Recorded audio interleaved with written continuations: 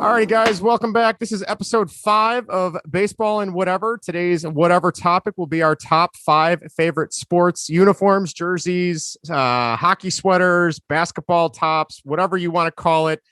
If you're listening to the audio version, Greg is sporting his Jacksonville Jaguars. Is that the Blake Bortles jersey? The legendary Blake Bortles number 5. Can you guys see good on number 5? I think NFL Shop was giving these away a couple years ago. I think I would still take him over Andy Dalton. I don't know, but that's just me.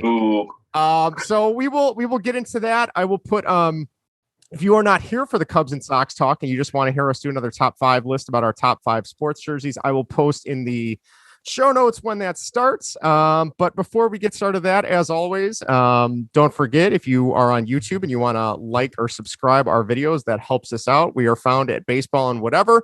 If you would like to follow us on Twitter, it is at Baseball and What. We are on Instagram, Baseball and Whatever. I know I got a message from one of our listeners on Facebook to one of the groups I posted to, and they said, can you guys make a Facebook page? So I have not done that yet. That's something we could look into.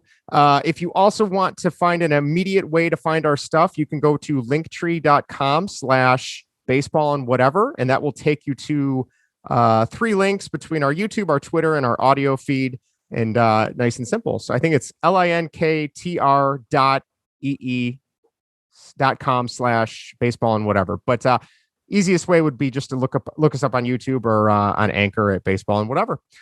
So before we start off, let's check in with our emails and YouTube comments. I think we got a couple of YouTube comments.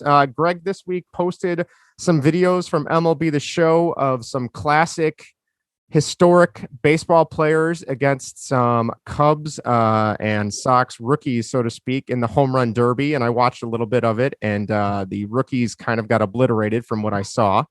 But Greg, what do you got in terms of YouTube comments and any feedback from the fans, so to speak, if we have fans? Go ahead.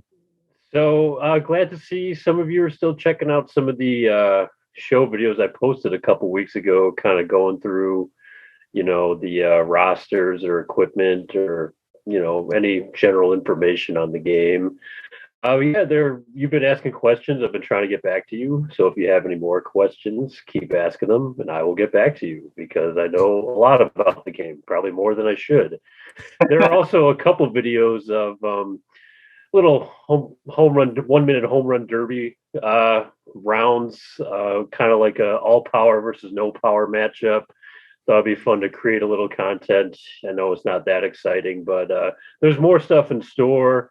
If you like the MLB The Show stuff, I know Ride and Rosters put out their franchise roster. Mm-hmm. They released that last Friday, so I might do some roster videos on that. So stay tuned. If you like that stuff, shoot me a message and see what I can do for you. So. Yes, Greg, I have to interrupt you, Craig. Yeah, the power versus no power. I saw Tony Kemp versus Hank Aaron. Yeah. Surprisingly, Hank Aaron won. Spoiler alert. I did not see that coming. Did Tony take one deep? I couldn't remember. I forgot what ballpark that was in. Did he go fast forward in the end? I couldn't bear to watch it. Watch that slaughtering. I totally forgot Tony Kemp was a Cub, to be honest. I'm not gonna lie. He was. Yeah, now he's an Oakland.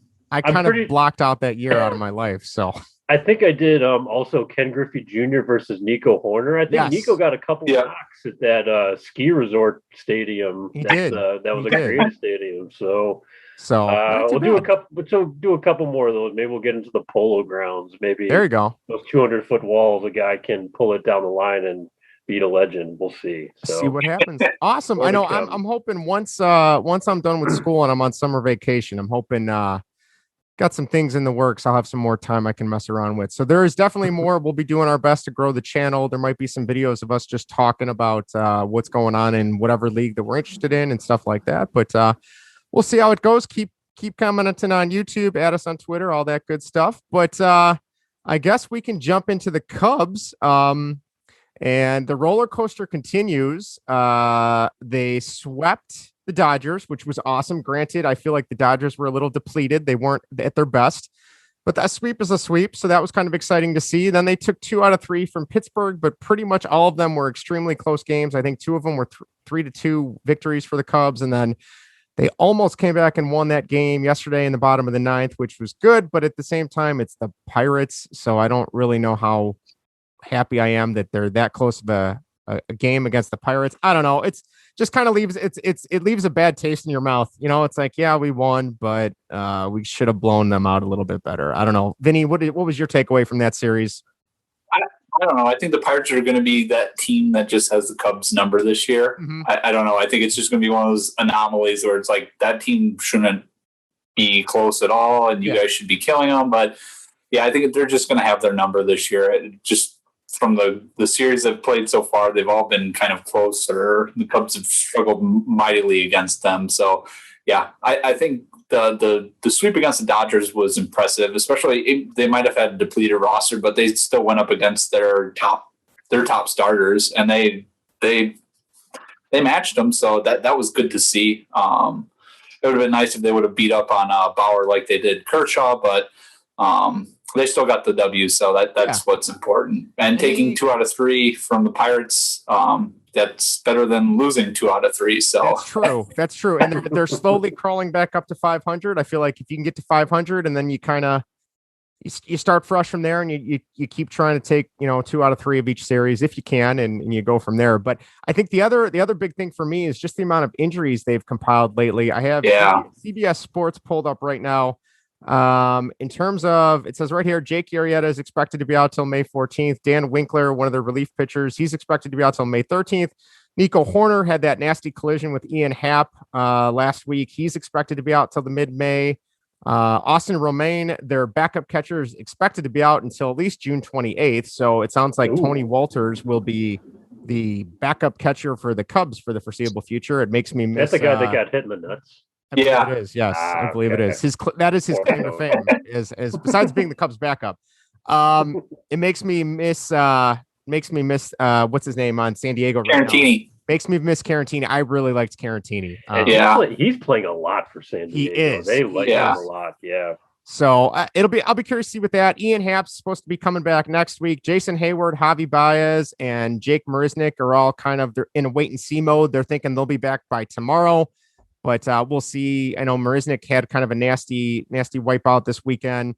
Shelby Miller, who I think you guys were mentioning about, he was just pitching in that minor league no-hitter, I believe, right? Was that? Yeah. Now he's got an issue with his back, so he looks like he'll be out till next week. So I feel like this next couple weeks is just going to have to be treading water until they get all their guys back. I mean, I don't even know who plays center field now, to be honest. Who the heck is on the active roster right now after all those names you mentioned? You're outfield.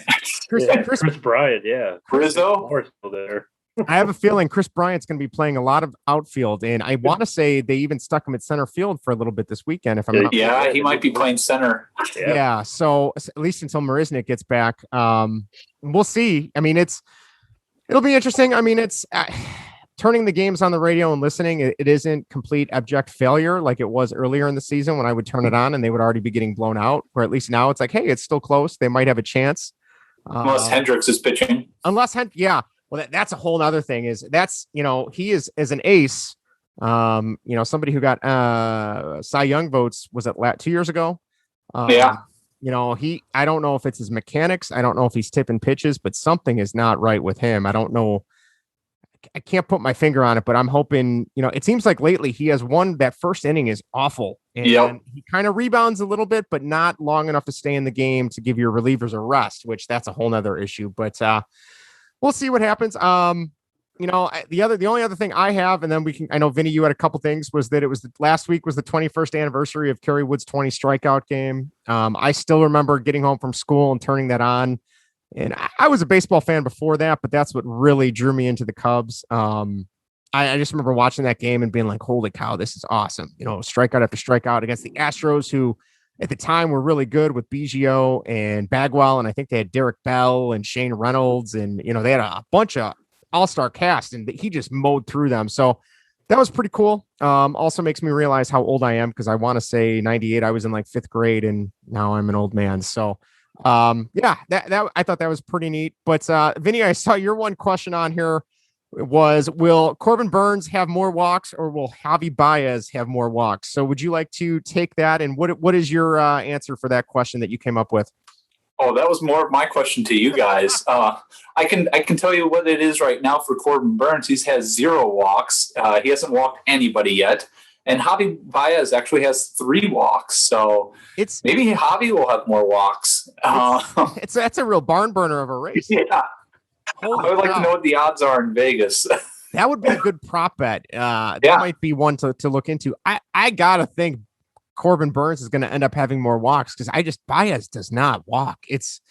He can't lay off. And granted, I've never played professional baseball, so I don't know how hard it is to lay off a bad pitch, but you get anything high and, up high and just a normal fastball up high. And I feel like he's going to be swinging for the fences. And half the time at least this season, he's not connecting. And if, that's not a good look, but we shall see what happens. I don't know. You guys got anything else about the Cubs? I wish we had more, but it's just been kind of a status quo week for them. I don't know if you guys have any more to offer. Vinny, you got anything else? Yeah, you guys remember Joe Madden's famous saying, "He go, we go." You remember who that was? Greg, you remember who that was? Dexter Fowler. Yeah, one of course. My favorite Cubs of all time. So I thought of that, and of course, Javi's name came up because when they were putting up all those runs, he was lighting it up. So I was like, I wonder who the new He Go, We Go is on the team. Who would you guys say would be that on the team? First thing to mind is Chris Bryant because he's been playing so well, but clearly it is not a he go, we go because he's been playing great. The rest of the team has not been catching fire like he has. So, I mean, I could see if Baez gets hot, he's the type of guy that can carry a team just with his ability to drive in runs and get on base. But until that happens, it's very hit or miss. So I could see him being the he go, we go. Greg, you got anybody else that you think could be the he go, we go for the Cubs? No, I would definitely agree with Baez. He's got that personality and, get that spark, that energy. It's how he kind of plays the game. Another guy I have is big. He's supposed to be a big motivational guy too. How about Hayward? How about getting these guys going, a little spark in the lineup a little bit? I know he's kind of hitting lower, but he seems like the kind of guy, veteran leader, everything. How about he steps up and gets this lineup going a little bit? I would agree, but I feel like my not my optimism, my outlook on him. He's a great guy. Seems like a wonderful guy to have in the clubhouse, but if he bats 260 and has a 320 on base percentage, great. Yeah. Like I'm happy. Yeah. And which is sad because considering how much he's making, he should be way, way past that. But that's how lowered my expectations are. I don't know. Vinny, would you agree with that? Yeah, I mean, he is what he is at this point. We'll be lucky if we get 270 out of him and 360 on base percentage. But, it's funny you said Chris Bryant because I pulled the numbers for both Javi and Chris Bryant. Okay. And the win-loss for when Baez, I just did it based on when they had either one had an RBI or games that they didn't have an RBI. So Baez with a RBI, they're 10-5 with a 30 run differential. Wow. Chris Bryant, when he has an RBI, they're 7-5 with a +11 run differential. Now, if Baez doesn't have a RBI, they're a -35 run differential, and they're 7-12. Chris Bryant, they're 10-12 with a -16 run differential. Wow. That's telling right there. Yeah, and what's even funnier is Baez's OPS without an RBI, it's .361. With an RBI, it's 190. Wow. Wow. And that is with him padding stats against the Pirates this week. I think he had 3 hits and he didn't have an RBI this weekend. So he kind of padded his without RBI stats. That is just like feast or famine. Holy cow. Yeah. Wow. Well, I'd say he's the he go, we go of this season. And hopefully he start going because we ain't going anywhere if he doesn't. So I see Matt Duffy is hitting leadoff a couple times. Is he? Wasn't this the Giants? I haven't looked at him, but he's an all-star, right? Yeah, best signing for Jed so far. Where the hell did he even come from? Wasn't he? He was San Francisco, wasn't he? San Francisco, and then his last stop was KC, and then I think he injured himself out of there. So. Yeah, I think this is like his last hurrah. He's been a good pickup. I mean, I think especially with all these injuries, you throw him at third, you let Bryant play the outfield. I mean, that's been the saving grace right now. So hopefully, we'll see what happens. I would promote my feeling to cautiously optimistic as which is better than what I was last week at this point. I don't know what you would call me last week, but it wasn't optimistic for the Cubs. No, it was more of a utter disdain, maybe is the proper word I'd be looking for, where I'm cautiously optimistic now. So fingers crossed, we'll see how it goes. But to an even more exciting team, if you're a Sox fan, Greg, your team is in first place despite the injuries to Louis Robert, Eloy Jimenez, and the general brain fog of Tony La Russa. They are still in first. What would you like to tell us about the White Sox, Greg? Well, obviously, Robert, Jimenez, you kind of figure, you lose those guys, can be pretty damaging to your season. So you got to kind of hang tight. But when you have your manager holding you back and he's kind of like a made guy, he's an untouchable, you're winning despite of him, that's a problem too. And that's kind of what we didn't want. So are people too hard on Tony? No. I think there's all, okay. Does he not get enough credit? I feel like he gets maybe a bit more abuse than he does credit. Has anyone given him credit? I don't think so. Your buddy Bruce did this weekend. I was listening to Hit and Run. Oh, and you got to stop listening to that. That's bad. That's bad for the ears. Okay, I thought him and Hall were gonna get. I think it was David Hall. I think they were. No, it wasn't. I think it was maybe it was Ranji this weekend. They were getting after it because Bruce was defending Tony while Ranji was just laying into him, and they were. I felt like they were going to throw down. What was Bruce defending? That he gets too. There's too much criticism. He doesn't get any. Doesn't reap any of the rewards. It's always just every loss is his fault. He doesn't do anything to help the team win. So a couple days ago, with the whole, not knowing the rules, BS, I was furious. Sure. I rag on the decisions about, bringing up hitters when, where he uses Billy Hamilton, Leary Garcia. Yeah, you can make arguments, why he did this, why he did that. You might not agree with it, but it's like there's a side, there's a side to the story or whatever, or the decision. Sure. When you don't know the rules and you have your closer, Liam Hendricks, on second base when he should have been prepping for the next inning, instead he has to worry about scoring because he didn't know the rules, and no one on the coaching staff would mention that. That's the concerning thing. That's the bad thing. I'm sure they knew, but because Tony is a protected guy under Jerry Reinsdorf, no one wants to cross that guy. No one in that dugout's going to cross a Hall of Famer. Yeah, I think that's what it is. No, do you really think that no one would say that, even like his bench coach? Because isn't his bench coach a picked guy, one of his guys? Miguel Cairo is just sitting there taking up a jersey number. That's collecting a paycheck. Jerry Narin is probably who's kind of like a specialist on the team. I think he works with catchers also. He's probably the only one that would say something. Okay. I honestly don't think these other guys would, mention that, and that's wrong. Yeah, I mean, that's what your coaching staff is for. Yep. Well, so and I feel like it's not even a rule book, or I'm sorry, not a rule book. It's not even a rule that was buried under some subsection that's been in the rule book for a century, since before the 1900s. This is a new rule.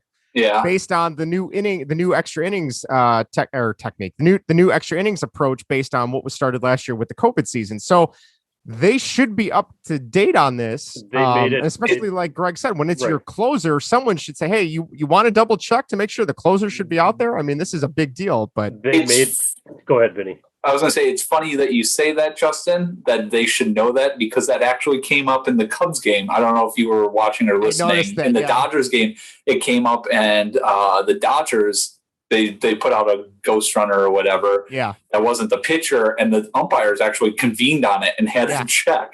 So Yeah, definitely. I'm not trying to give Tony any slack here. I know what someone in the organization should know, and that's his staff. So someone should have told him.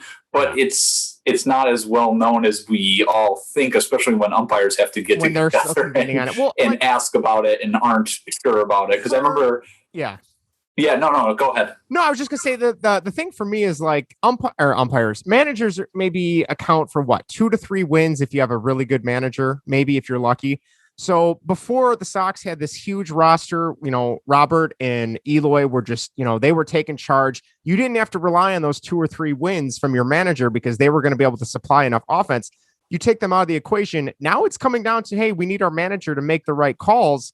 And he, whether it's him or it's his bench coach or his staff, not, telling him what the rule is, or maybe none of them knew the rule, like you said, Vinny, or in this case, or in that one game, like the umpires didn't even know the rule. Like this is going to start to affect them, especially with with Robert being out, it was 12 to 16 weeks. So that was a week ago. So now we're down to 13 to 15. But like this is where the money is made for managers in that's not a good look. But, granted, maybe it was just a brain cramp, and hopefully it won't happen again for Greg's sake anyway. If they came out with 20 new rules by tomorrow, I expect Tony La Russa to learn all of them and know them, perfectly. That's your job as the manager. That's all you're supposed to do. I mean, he's not Bo Porter managing the Astros, not knowing the rules where to put runners on. It's like, oh yeah, I can't swap a fielder for a pitcher or whatever he tried to do 3 years ago, whatever it was. I mean, come on. They made that clear to organizations that you pitchers do not have to run in the extra innings. So whether the umpires, so they better figure this out. Yeah, I know. I didn't know the rule. It's not my job to know the rule. Yeah, it's my job to yell at Tony when he doesn't know the rule. And then make a podcast about it, like we are. And then make a podcast. You guys know when they first announced Tony, you guys know I hated Rick Renteria. I wanted him gone. Yeah. And then Tony came in and I'm like, this is weird. And then the DUI stuff, I'm like, yeah, I don't like this. And then I saw him in spring training. I'm like, okay, yeah, it's Hall of Famer right there. And then, they don't, he says he's, after the couple, pitching bullpen management to start the season, I was like, it's not so great. Then they start winning. Okay, it's just like so up and down with Tony. I feel like that's how it's going to be all year. But, the pitching staff's really keeping this team alive right now because they're not hitting for power. So, I mean, at least a little bit of this pitching staff can keep it alive for a little bit. I mean, the power should come along. So I mean, Rodon, and I don't know if it was Vinny or you, Greg, that put it in the show outlined. The fact that they swept Kansas City and then the pitching, not being a Sox fan, but having access to watching some of the games, like Rodon lately has been like must-see TV when he starts, right? Like he's had some really good starts. Yeah. So that's been a saving grace for their season. Very encouraging. I'm so happy because we always knew I would argue Carlos Rodon has better stuff than Chris Sale, both in their primes on the White Sox. We just never saw it because he was always, hurt. He was always battling something, but I'm a huge fan of this guy, and it's just great just for him, just to see him do great starting this year, I think is fantastic. I'm really happy to see it, and I hope he keeps it up. So awesome. Anything else with the Sox you'd like to touch on before we move on to around the major league? Yeah, I know. I think I mentioned to you briefly, they signed Bryant out of the Pirates organization. The White Sox drafted this guy in 2009. I think that was the Jared Mitchell year, two picks before Mike Trout. He didn't end up signing. Goodwin didn't end up signing with the team.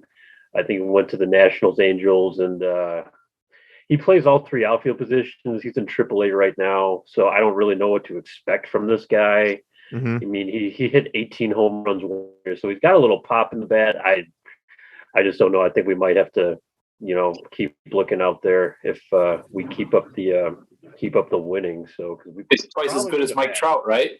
2 picks before, twice as good. No, that was Jared Mitchell. Oh, okay. Jared Mitchell is long gone. I think he was so good he didn't need to be in the majors. Right? Yeah, LSU star, and I think he's trying to make independent ball teams right now. Ooh. So Yikes! Wow, but that's a fall from grace. A White Sox, with Jared Mitchell, that's a big name for us. Every time we hear that name, we just cringe a little bit. So.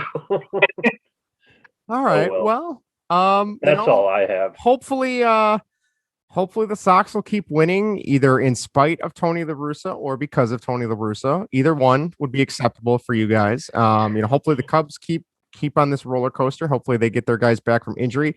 Couple things from around the league that I saw earlier, or not earlier, but last week, I think it was over the weekend, Pujols got DFA'd by the Angels. And from what I read, it was an extremely awkward breakup. I don't know the whole story, but it sounds like he wanted to play more. He wanted more playing time at first, I believe, as opposed to DH.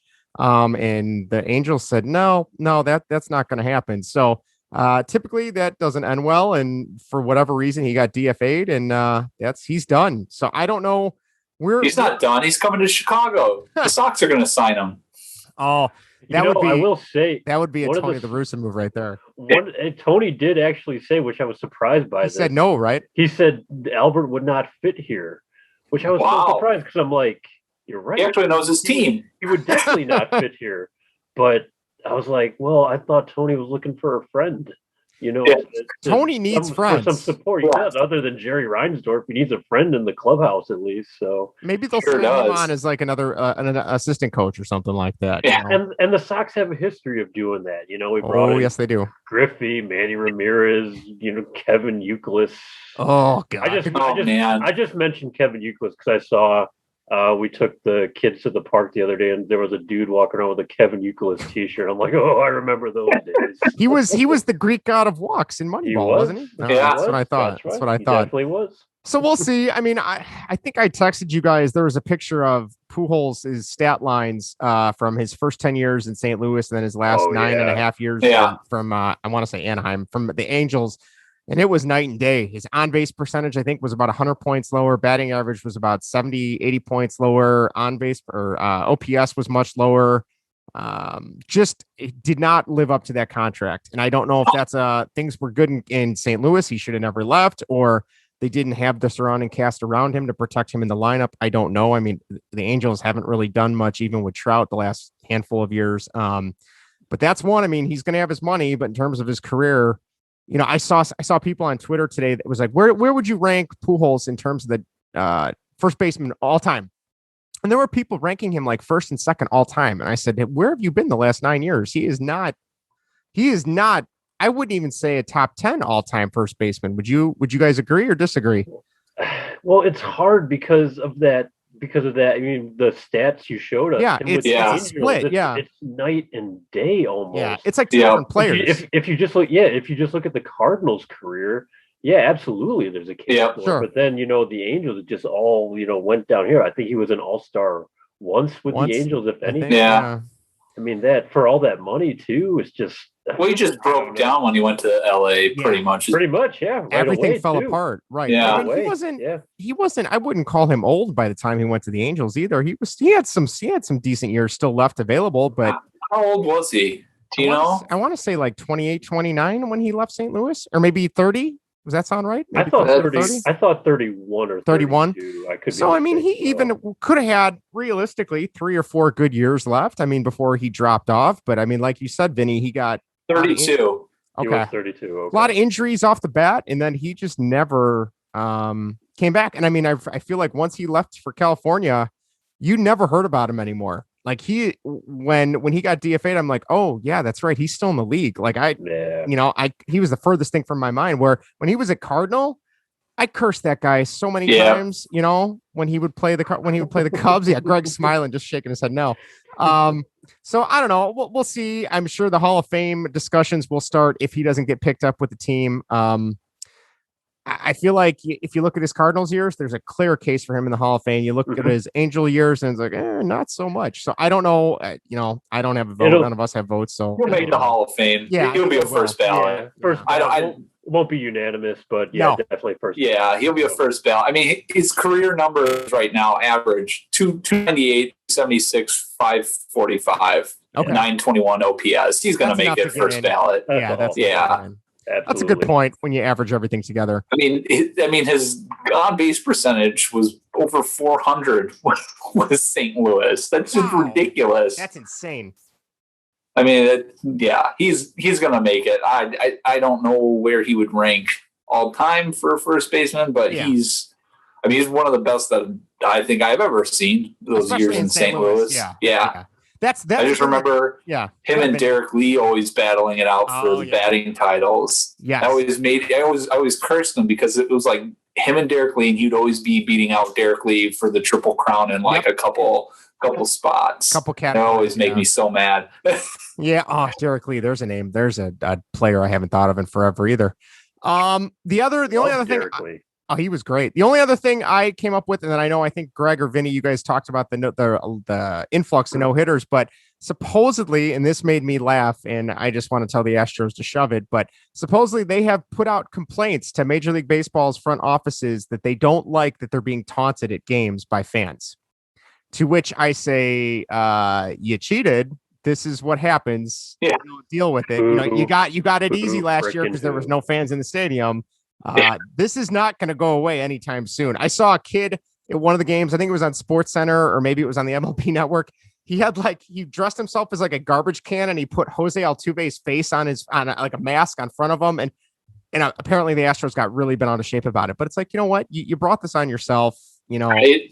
It is what it is. So he didn't cheat though. He was against the cheating, Justin. Come on. That's right. He was the one that just didn't want his shirt ripped off because of the microphone. I'm sorry. I mean his tattoos. He didn't want those being his ugly tattoo. Yes. Yeah. Not the buzzer or anything like that. Telling him when to swing. No, not like that. So I thought that was funny.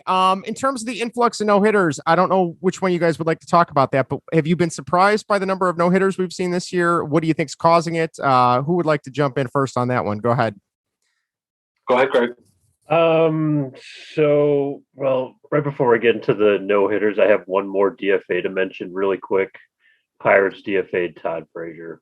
I saw that. Well, no. He was hitting like 0-1 or something like that. So. I just want to He's no Chris Bryant. He's no Chris Bryant. In the words of Hawk Harrelson, that Chris Bryant, he's gonna be good, but he ain't no Todd Frazier.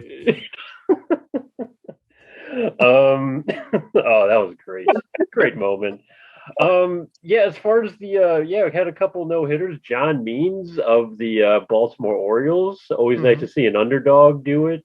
John Means, a lot of people saying he would never, make it to the big leagues, let alone throw a no hitter. So Baltimore Orioles claim they're a couple years away. So we'll see if this guy becomes a name down the road for them if they become contenders anytime soon. For sure.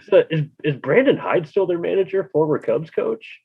I think he is. Remember this guy? I think it was I do remember Brandon Hyde. Yeah, he was on the 60. I think he was first base coach for the. Yes, I think you're correct. Yeah, I believe he's still their manager. I believe you're right.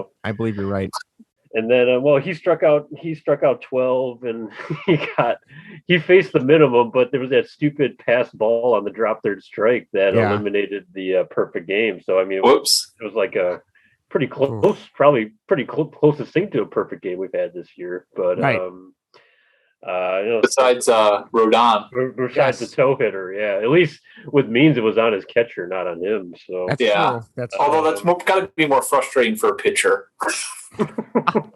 Right? I would think so. The catcher blows it instead of you. It was in your control. It's out of your control now. And it's like, well, I did everything right. This guy screwed it up. That's what happens when you're on the Orioles, I guess. That's true. Yeah. I couldn't even tell you who their catcher is. If it's not Matt Wieters and it's not Adley Rushman, I don't know who it is. Javi Lopez. I have no idea. Javi Lopez. What a name drop right there. And then legend Wade Miley. Feel like he's been in the league for 200 years already. Gosh. Yes. 200 different teams. He gets a no for the Cincinnati Reds against Cleveland. They get another no tossed against them. So I don't think we've seen the last of them yet. No, not with Cleveland going out there every day. That's a good point, Vinny. That's a very good point. Yep. It's been exciting to see. I think it's just more, as much as I like no hitters and especially the odd perfect game that pops up every very few years, but it just goes to show how much the pitching just dominates the hitting the last couple of years. And I mean, if you love pitching, this is the sport for you. I personally would like to see it swing a little bit more into equilibrium a little bit. But I don't know what the solution is. And clearly Major League Baseball doesn't either, because there's talk of all different types of things they want to try. And I know Theo Epstein is leading that charge. So we will see in the future what happens. I don't know, but they should just juice the balls again. At this point, yeah, you know what? I just want to see more line drives to the gap. Like, that's so boring, but like, I miss just seeing contacts. Like, I love home runs. Don't get me wrong. But as a kid who in baseball could not hit home runs and was solely a contact hitter, I miss seeing guys like that. Everybody just hits home runs and for power these days. But enough of my diatribes. I won't bore you guys with that. So. Oh, hey, I wish the same. I mean, defensive plays, players running down balls. Web gems. Plays at the bag. That's what you need. Yeah. That's just strikeouts and home runs now. Home runs are boring. Yeah. Really boring. If you would have told me, 15, 20 years ago when I got into baseball that at one point I'd be sick of home runs, I never would have believed you. But now... Because the home runs, the home runs now, it's not like the Bonds, McGuire, Sosa days. No. I mean, those were there's a reason for that. Right. There's no more like home run races or anything like that anymore. Yeah. No. I mean, so it's like, home run, fantastic. Yeah. Yeah. It's very, very lackluster. Now, if Yasmani Grandal hit a home run, I might get excited over that, but I might not. That'd be surprising. He can't even get a hit right now. Right. He's good at interfering with the batter, though. At least, I mean. Oh God, I know. That's his version of a home run, right there. Is how many times can I interfere and prevent the batter from swinging and hitting the ball? Mm-hmm.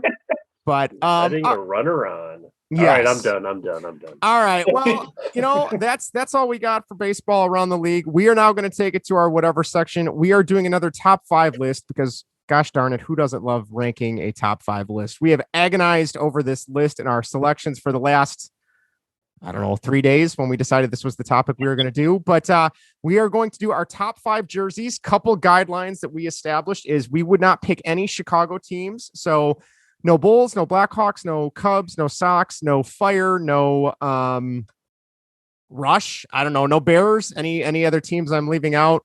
Chicago Stars. The Reds.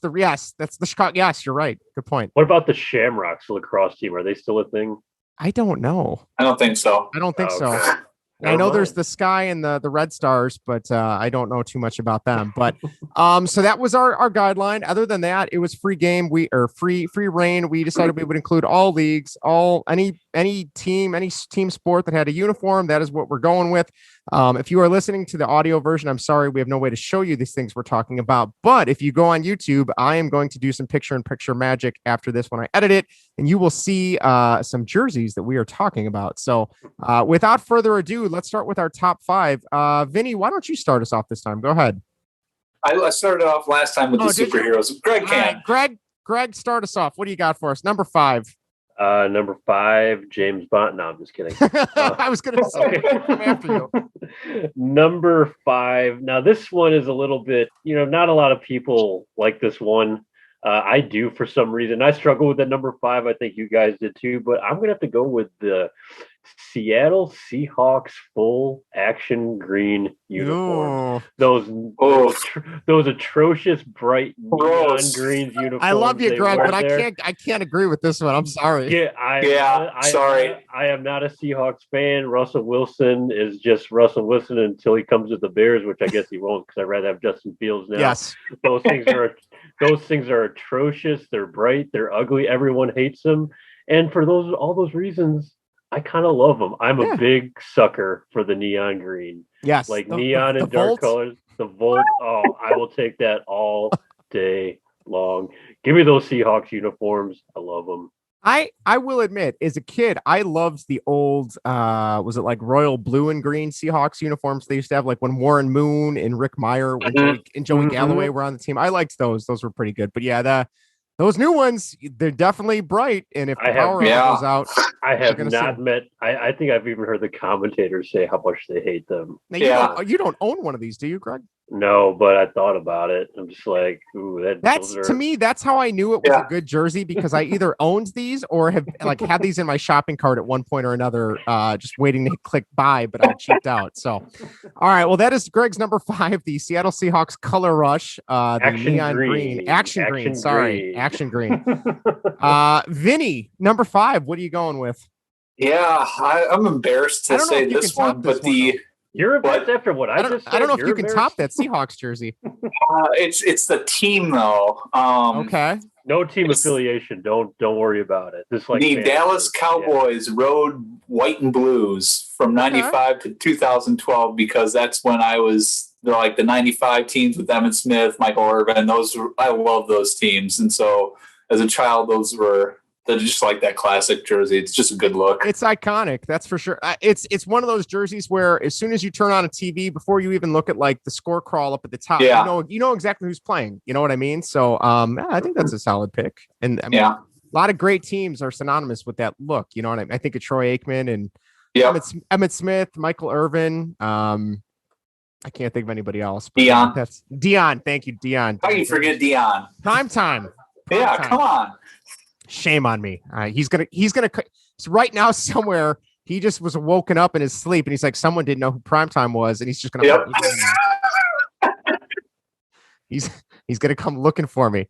He will. Just make sure he likes and subscribes our podcast. Yes, as long as he does, that's fine. Maybe he can help me with some of the editing later. That's an awesome pick. For me, number 5. Let me pull up my phone here. I have a two-way tie for number 5. I apologize. I could not narrow these two down. I had both of these jerseys as a kid. My number 5 is a two-way tie between the 90s Mariners blue alternate when Griffey was around. I had that jersey as a kid. I loved it. Great choice. To me, that is Griffey, Jay Buhner, Randy Johnson, not A-Rod. I can't stand A-Rod. Dan Wilson catching. I mean, Alex Cora, I think to a certain extent was on the Mariners at that time. Russ Davis. Edgar Martinez. Hall of Famer Edgar Martinez. So whenever I think of that, I mean, I still kind of follow the Mariners a little bit to this day, namely because I liked them as a kid. And I love the color scheme, the blue and the teal, great jersey. And then tied with that is my other favorite probably player, and I had this jersey as a kid, was the 90s Orioles black alternate jersey from when they still had the Orioles script. Once they changed it to Baltimore, once Washington moved in next door, it kind of ruined it for me. I liked that it just said Orioles, no matter if it was an away team or away jersey or home jersey or alternate, but then they changed that. So that is my top 5. I promise that is the only tie I have for number 5. So I will stop with the ties there. Greg, go ahead. What's your number 4? My number 4 is another jersey that a lot of people don't like. I'm sensing a trend. Yeah, it's Bonds White Tux. Yeah, a lot. Well, really quick, a lot of people hate that look. I don't know why. Like, are you kidding me? He pulls it off like none other. Maybe that's why. So I'm gonna go with the Oakland Athletic black and green alternates from the year 2000. Those were sharp.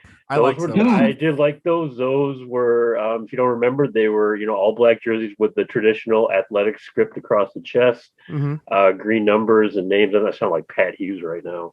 And, white trousers and dark shoes. And then just an all black cap with a dark green A on there. Pretty simple. I just, like I said, sucker for that black and green. And I think, guys like Tim Hudson, Eric Chavez, they worked pretty good.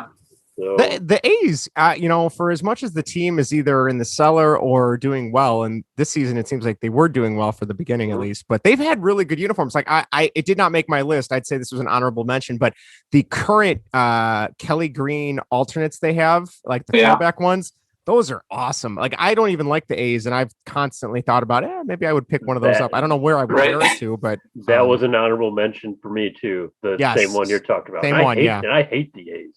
See, I don't mind them, but I love that. I love that jersey anyway. Yeah. Does your hate stem from last year, Greg? No, I've never really liked Billy Bean beforehand. Anyway, no, not really. Not even after Moneyball. When I read Moneyball, I was like, "Oh, Billy Bean's a genius." Now, whether or not he is, I don't know about that. But I loved that book. But the movie bummed me out because they didn't talk about any of the pitching. It's like the Moneyball was a major part, but you also had three aces at the time with Zito Mark and Mulder and Tim Hudson. Tim Hudson, just destroying the league. But we can get into that another day. That's another day. Yes. All right. Number 4, Vinny, what do you got for us? Well, it's the reason why they always win. It's the New York Yankees home navy and blue pinstripes. Dang, you are a classic for me guy. That to me is just baseball. No offense to any of the other teams, but just seeing those, that's just iconic baseball. It's just perfect. I think I do not like the Yankees at all, but that uniform is an awesome uniform. And when you see it in, I mean, the modern Yankee Stadium is fine, but like the old Yankee Stadium, seeing it out on the field, that was a really good look. So that's good. 2 for 2 on the classic inspirational looks that everyone knows. I dig it. All right, my number 4. Let me pull up my phone here so I can double check, make sure I don't have anybody out of order. All right, my number 4. Probably one of my favorite basketball players outside of the Bulls, Shaquille O'Neal, the black pinstripe Orlando Magic jerseys. I had one of those as a kid as well. Nice. I like Shaq was awesome. I loved the Magic growing up in addition to the Bulls, but that look was so cool. Basketball jerseys with pinstripes is just a cool look. I don't know why, but for me, I really dug that one. And he was an awesome player. Penny Hardaway, Nick Anderson. Yep. I think Scott Skiles was on the team at one point too before he became a Bulls coach, and then I don't know what happened to him after that. But that's an iconic look for me. But I think we're at number 3. Greg, what do you got for number 3? For number 3, I have the Jacksonville Jaguars. I was waiting for it. All black jersey. It's actually not the one I'm wearing right now. I'm talking about the one from they wore from 2013 to 2017, I think. And the only differences is that these stripes up here were gold. Yes. And they wore a black matte 2-tone helmet with black in the front. The helmet was pretty cool. Gold in the back with the Jaguar logo, black pants. Blake Bortles, that's the best he's ever looked, in his entire life wearing that. There's something to be said for looking the part, not being able to play the part. Yeah, until he threw the football and everybody's like, oh, this guy's not a quarterback. Oh, God. Hey, who put the peanut guy in a football jersey? Okay, I'm glad you brought up the Jaguars. So are you going to buy a Tim Tebow Jaguars jersey now that he has signed a 1-year deal with the team? Tight end jersey. Yes. Maybe. Wow. We'll see. Wow. Just pick up a Lawrence one, Greg. Just pick up a Lawrence one. I don't know if I want a Lawrence one. I'm not a big fan of him. I don't know what it is about him. I just don't like him. If I'm thinking it's the long hair. Maybe that's what it is. I'm actually thinking about getting a Justin Fields jersey, but we'll see. I think they're all sold out, aren't they? Maybe they come back in stock. We will keep the users posted. If you or the listeners posted, if you get one, we'll have to show it off, especially if it's a Tebow, and then we'll see how long it takes for you to want to burn it after he gets kicked out of the league and retires again. I was kind of hoping Tebow stuck with baseball and for Tony La Russa or something. I think if COVID didn't hit, I think he would have eventually made it as like a bench player or a platoon player. And then COVID hit, and Tebow with the Mets. Even just for publicity. Yes, alone. That's what I'm thinking. So, but then COVID hit, and I think he realized his dream was over, and now he's going to be a tight end for his old college coach, right? So, so we'll see how that goes. But this is not going to go well. Probably no, it's not going to go well at all. Probably not. I give it 3 seasons until Trevor Lawrence is begging someone to take him out of Jacksonville, but we'll see. Do you think he has a longer career as a tight end or quarterback? Oh, God. Does he start more games at tight end than he did quarterback? That's a good bet. We might have to think about that one. I'm thinking quarterback. Greg's thinking hard. I don't think the tight end thing's going to last. I don't know. The other one I was thinking is, does he have more touchdowns as quarterback as a throwing touchdowns, or does he have more receiving touchdowns as a tight end? I'd say throwing touchdowns. Hey, he got me into the playoffs for fantasy football one year. That season in Denver was amazing. And always we want a real quarterback, and he got rid of him. Yeah. Peyton Manning showed up, and he's like, let me show you how it's done, guys. Right. All right. Number 3, Vinny, what's your number 3? Toronto Raptors 1995-96 jersey, purple with the Raptors logo on it. Oh, that is such a cool look. That is such a cool look. I completely agree with that one.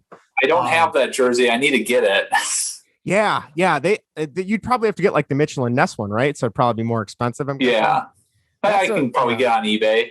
That is such a cool look, and the fact that they voted for the team name of the Raptors because Jurassic Park was popular, like that was that is why they had a vote in Toronto, and that won because of Jurassic Park, which is a very Canadian thing.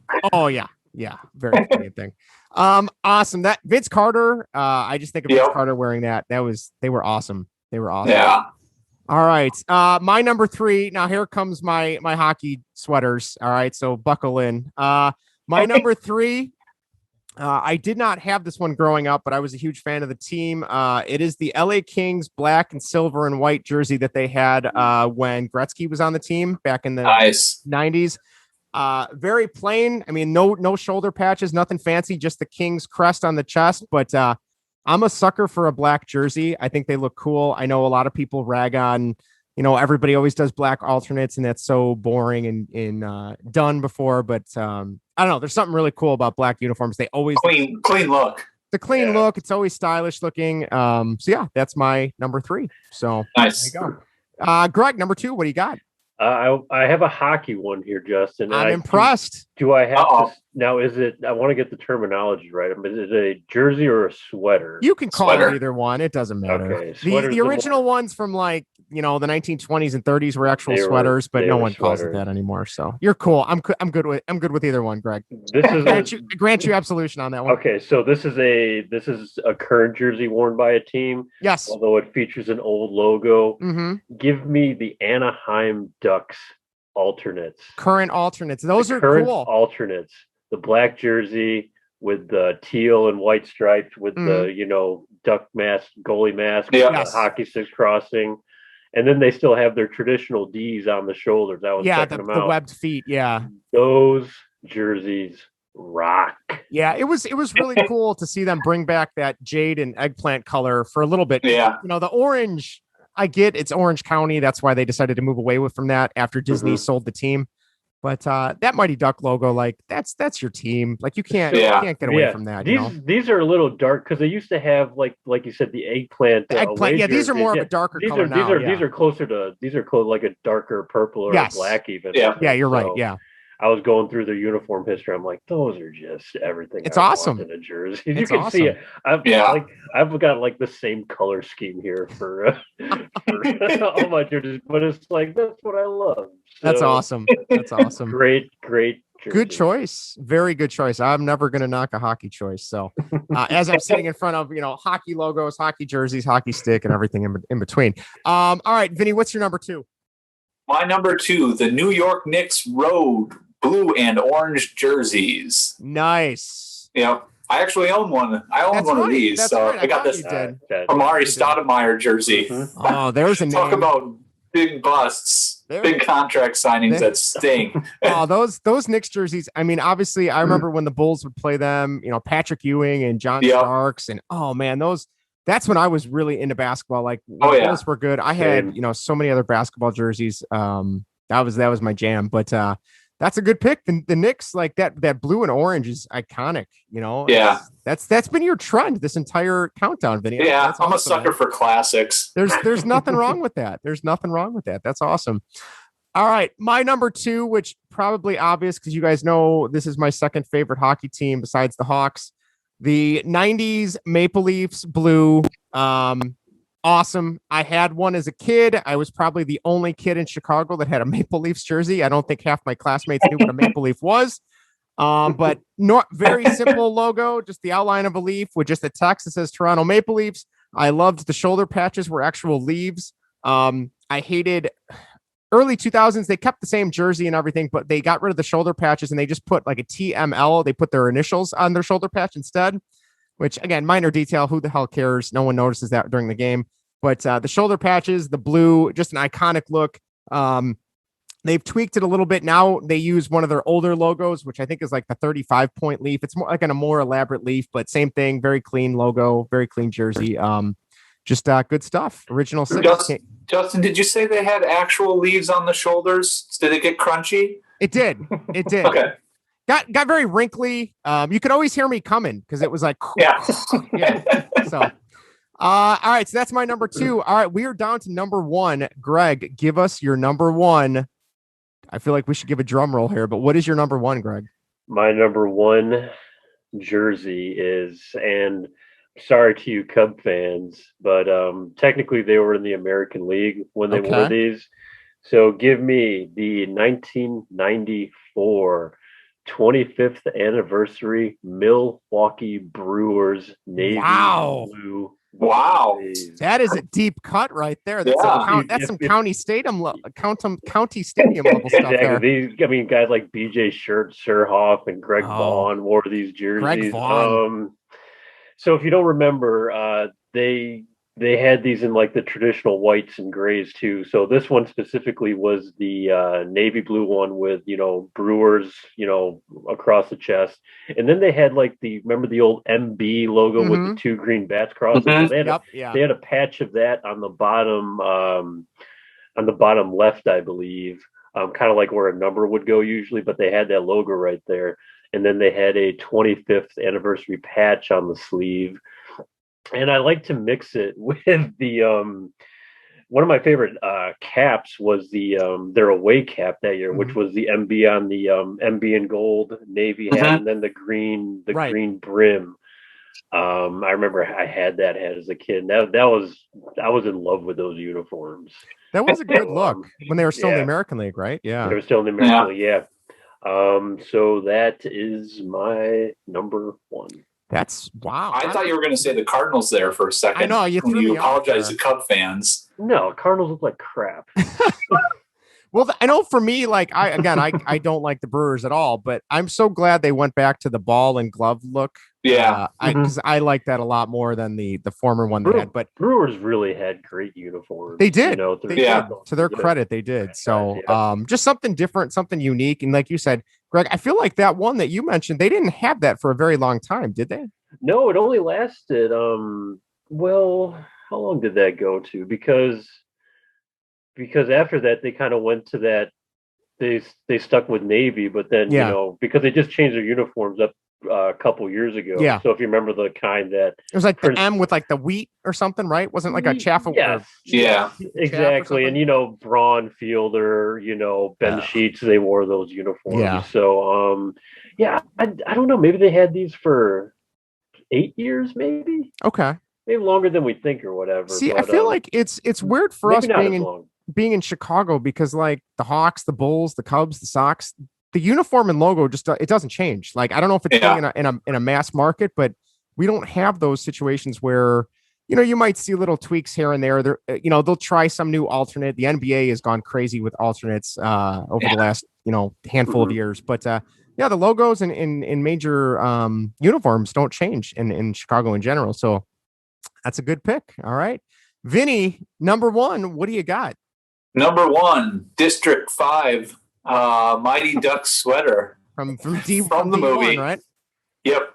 Oh man! So there's that green with the purple and the gold. I'm a sucker for green and gold, although I'm thankfully not a Packers fan. No, unfortunately, I do like that look though. It is unfortunately. That combination of green and gold is so good. That movie is what got me into hockey, and I remember getting back from the theaters and be like, all right, I want to learn how to ice skate. I want to learn how to play hockey, and now I've been doing it ever since. So that's a great pick. Have either of you guys been caught up on the TV show on Disney Plus? Yes, I am. Vinny, what's your take on it? It's really corny. Yeah, okay. I would 100% agree. I think the best person besides I can't even think of his name now is the kid that was the announcer. Yes, I like that kid. He's the funniest person in it that's not Emilio. Yeah. But the episode where they had everybody come back was so like corny and cheesy. Forced. I had a hard time watching that one. I felt uncomfortable. It made me happy to see them. Not really. No. Like it made me happy to see all those actors, and then when I realized how old they were, how old they were, it kind of bummed me out a little bit. I'm like, oh, they're not much older than me, and some of those guys are looking pretty old. So yeah, I liked how Fulton's education got him a construction job. Yeah, that didn't make any sense. No. Didn't make any sense. And poor Kenny Wu was the only one from D2 that showed up. Like, I didn't understand that either. Like, all of the other people bailed, so. Yeah. I can't, like, some episodes I walk away and I'm like, okay, that wasn't so bad. And then other episodes, I'm like, what are we doing? Like, the last Do you ever close your eyes on the ice, Justin? No. For face-off? Oh, my God. Okay, Vinny, slight tangent before I get to my number one. I was literally sitting there watching that with Erica, my wife. And so I'm sitting there watching this and she's, paying attention a little bit because she knows we like the movies. And when the coach, or I can't remember, the lady from Gilmore Girls is like, all right, just close your eyes, guys. I'm like, what are you talking? You can't close your eyes on an ice hockey rink. And then this is the team that 5 weeks before couldn't even skate, but they're going to magically pass it to each other, take a slap shot, and win the game all with their eyes closed. Of course. I could have written something better. Like, hey, how about we just skate next to each other and then we pass it and score? Instead, it's this bogus, close your eyes and just be one with the puck. Like, nope, sorry, that doesn't work. Oh, I was so mad. I was literally yelling at the TV, and Erica looked up. She's like, what's the matter with you? I go, they're closing their eyes during a hockey game. They can't do that. That's not how this works. But Justin, that's the genius of it. That play actually would work because if you were on the other team, you would have been just as confused as those players were. Yeah, oh, crap, take the puck. Let's go. They're not even paying attention. All their eyes are closed. Let's just push them over. So, is the technical advisory for the show failing you, Justin? It is a little bit. Yeah. Granted, I know they're trying to stretch it out for a 8-episode arc or whatever it is, and it's not a 2-hour or hour and a half movie. But like they've only showed like 20 minutes of actual hockey. Like, I know it's a lot to ask in a Disney show, but like it's the team playing. They can do a little bit more playing of hockey. Yeah, that's what made the original movies so good. Is they had more games where they were playing, and there was a lot more going on. Yeah, so I was really excited for this coming off of Mandalorian. I'm like, Disney can do no wrong, but I don't know. I mean, I'm gonna watch it because I'm a sucker, and I know I am what I am, but yeah. So, all right. On that note, are you ready for my number one? I have it right here next to me. I had to go get it before we started filming. Are you ready? Here we go. All right, hold on. Let me move my microphone out of the way. Oh, here it comes. Oh, nice. All right, so that is the 90s Eggplant Mighty Ducks. I have been wanting to buy that jersey my entire life, and I finally bought it like 4 or 5 years ago. I found it on sale on a hockey supplier shop. That is awesome. And yeah, so I love that jersey. I loved the D2 was my favorite Mighty Ducks up until a couple of years ago, and then I finally realized the first one's probably the best. But yeah, no, I love that logo. That logo is like hockey to me. Those colors, I've never seen those colors anywhere in a sport. The eggplant and jade. I wish they would go back to those colors so much, but I don't think they want to. But at least they got it in the alternate that, like Greg mentioned earlier. Yeah, like I love that. I know it's, a lot of people older than us will be like, oh, that's so stupid. That's such a kiddie logo. But I think like if you're in your 30s and you grew up with those movies and then you got to see a team wear that, like that's so cool. Now, I will admit, I don't know if you guys knew this, but Disney's original plan when they bought the team on the back, instead of just having the player's last name, they wanted to write Mighty above it. So like Paul, I had no idea. Yeah, it was going to be like, so Paul Correa was their captain. He was one of their best players. It would have been like Mighty and then Correa underneath. And the players were like, I'm not wearing a uniform that has Mighty next to my name. No, sorry, it's not happening. So thankfully Disney lost that one. But yeah, so that is my favorites. All right. So we're gonna, before we wrap up, we'll go on to our honorable mentions. Vinny, I think you got a couple. Go ahead. What is your honorable mentions for jerseys that just missed the cut? Yep, the San Diego Chargers alternate powder blues and the Notre Dame navy and golds football jerseys. Your dad is going to be very happy that you mentioned those. Yeah, he's probably upset that it's not number one. But again, that goes in line with that classic look. Yes, that is. Those powder blue Charger looks, that's a really good look. So I agree. Awesome. Good pick. Greg, any honorable mentions? I had a ton. They were all baseball, but I'll just mention two really quick. I mentioned one to Vinny before, the 1995 Detroit Tigers, home alternates, Navy with the D on the chest with the tiger coming out. Oh yeah. Always wanted that as in Little League. We never got those. Especially that was the 1 year. That was the 1 year they had those jerseys and didn't get them that year.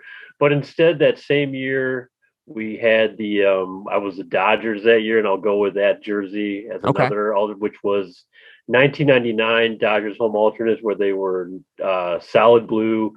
They had Dodgers script across, and they popped a little bit because they had that kind of silver outline. Mm-hmm. And then they had the Dodgers hat with the silver brim and the LA kind of popping out a little. Yeah, that was a pretty cool look. Like I said, I hate the Dodgers, I hate the Tigers, but those are some nice looking uniforms they did definitely right for some alternates. They'll definitely change up from the original whites and grays. So those awesome. are my two. Good picks. I had a couple honorable mentions. One was the Padres purple and orange look back when Tony Gwynn was on the team. The only reason I like that is because that was my Little League team for like 3 years. So we had the hats. I still have, I've bought a couple Padres hats just because I like that look. And that leads me to, I love their new rebrand they did. Was it last season or 2 seasons ago with the brown and yellow? Mm-hmm. They're away uniform. It's like a brown with pinstripes.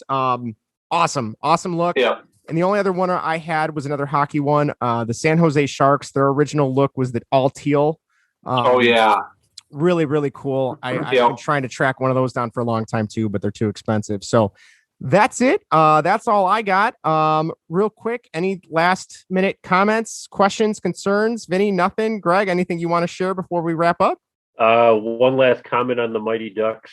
Yes. And Vinny's pick for number 1, the original Mighty Ducks jersey. Question for you guys: what number did they give Mr. Ducksworth?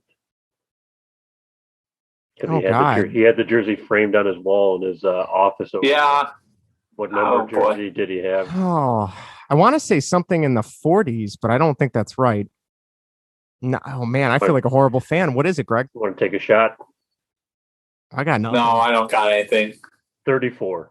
34. Wow, that's a good cut. That's a deep cut. Yeah. Right. How did you know that, Greg?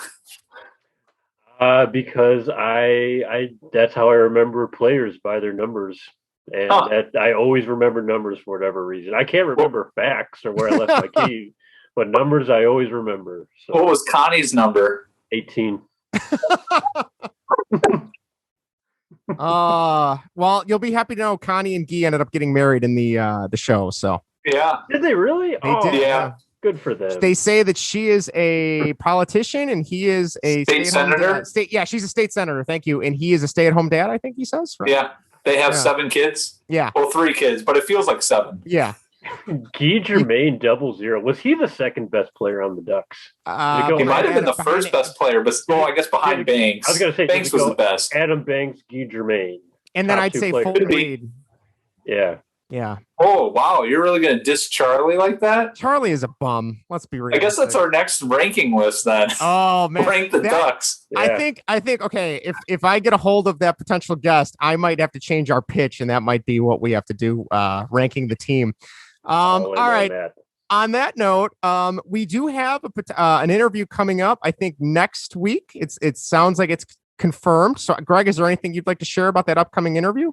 So, yeah, right now we have it scheduled. We're going to be doing a special episode, right, Justin? We'll do it a special one, yeah. We're kind of going to touch on-screen Batman. We'll cover, the 1989 Michael Keaton movie that we're all fans of. That was kind of my introduction to Batman. We'll just kind of discover, what it was like leading up to that, from the Adam West series in the 60s, and then how that kind of translated into the Tim Burton Batman. And we're having special guest Bill Koenig on from the Spy Command. He's a blogger, writer, and a guest podcaster frequently. So we hope you enjoy it, because he was there for all of it. He was there for the Adam West series all the way to, Burton. He's talked to a lot of guys in show business throughout the years. So he's got some interesting thoughts. He's also got a couple baseball thoughts, stories to share with us. So, nice. It's hopefully going to be a pretty fun episode. So that's we're recording that next Monday as of now. So be on the lookout for that. Awesome. Yeah, that should be pretty good. We'll see how it goes. Maybe if we can make our schedules work, maybe we can get in another regular episode. Otherwise, be on the lookout for that special one, and we'll have that up. It'll be in the same spot. It'll just be in a different folder on YouTube if you decide to watch on YouTube. So we're excited there. We got a couple other things we're trying to reach out some feelers on a couple things, but we'll keep this thing going. I know we now have viewers in California. I just saw that today. Near San Jose. So hopefully all this talk about California hockey and California baseball will drive the numbers up a little bit. But yeah. So all right. Well, on that note, I'm going to shut up so we can all go to bed and I can edit this. And if you are listening, don't forget, reach out to us at baseballandwhatever at gmail.com and on Twitter at baseballandwhat. Take care, stay safe, and we will see you guys next time. Bye-bye. Bye-bye.